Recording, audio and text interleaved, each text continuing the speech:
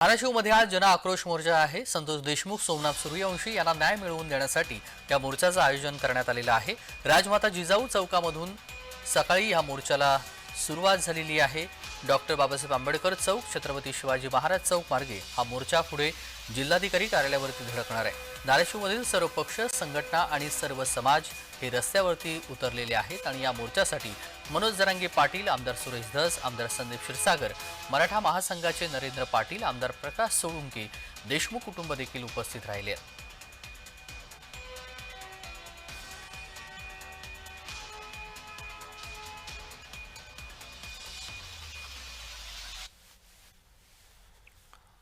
आणि दरम्यान आमचे प्रतिनिधी विजय चिडे यांनी धनंजय देशमुख यांची मुलगी आहे वैभवी देशमुख यांच्याजवळ बातचीत केलेली आहे, ती पाहूयात।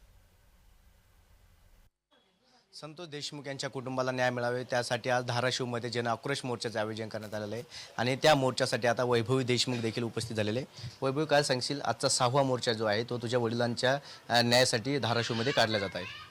म्हणजे आम्हाला न्याय मागायची वेळ आली। आपण स्वातंत्र्य असताना सुद्धा ही खूप दुर्दैवी घटना आहे, पण जो त्यांच्यावर अन्याय झाला त्याविरुद्ध आम्हाला न्याय हवा आहे आणि पूर्ण आज महाराष्ट्र याबाबत न्याय मागतोय। आम्ही न्याय मागतोय, आम्हाला न्याय द्या एवढीच विनंती। सरकारकडे काय अपेक्षा असेल, कारण महिना उलटलेला आहे आणि मोर्चे ठिकठिकाणी काढावं लागतात, आज 2 ठिकाणी मोर्चे आहेत, त्यामुळे नेमकी काय वाटतं, काय भावना सरकारच्या विषयी वाटतं? म्हणजे सरकारला एक विनंती आहे की जर आरोपीच अद्यापही पकडत नसतील तर आम्ही न्याय कधी मागायचा, आणि म्हणून आम्हाला एक वाटतं की जे आरोपी आहेत ते लवकरात लवकर पोलीस प्रशासनाच्या ताब्यात आले पाहिजेत आणि त्यांना कठोरात कठोर शिक्षाही झाली पाहिजे, कारण की जर त्यांना शिक्षा झाली तर जो न्यायाचा खटला आहे तो पुढे चालून आम्हाला लवकरात लवकर न्याय मिळेल। जर पाहिलं तर 3 दिवसापूर्वी तुझ्या काकांना ही धमकी देण्यात आली होती, ज्यावेळेस तपासाचा जाब विचारण्यासाठी आले होते त्यावेळेस नेमकी काय वाटलं?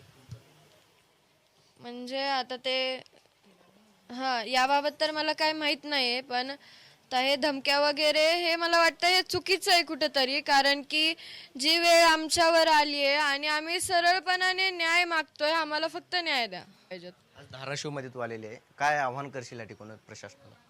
आव्हान हेच आहे की जे आरोपी आहेत ते लवकरात लवकर अटक व्हावे, त्यांना कठोरात कठोर कारवाई झालीच पाहिजे आणि माझ्या वडिलांना तसं आपल्या सर्वांना न्याय हा मिळालाच पाहिजे। नक्की जर पाहायला गेलं तर माझ्या वडिलांना जे आहे ते न्याय मिळाला पाहिजे अशी प्रतिक्रिया जी आहे ती आता वैभवी देशमुख यांनी दिली आहे। कॅमेरा पर्सन दीप शर्मासह विजय चिडे, धाराशिव।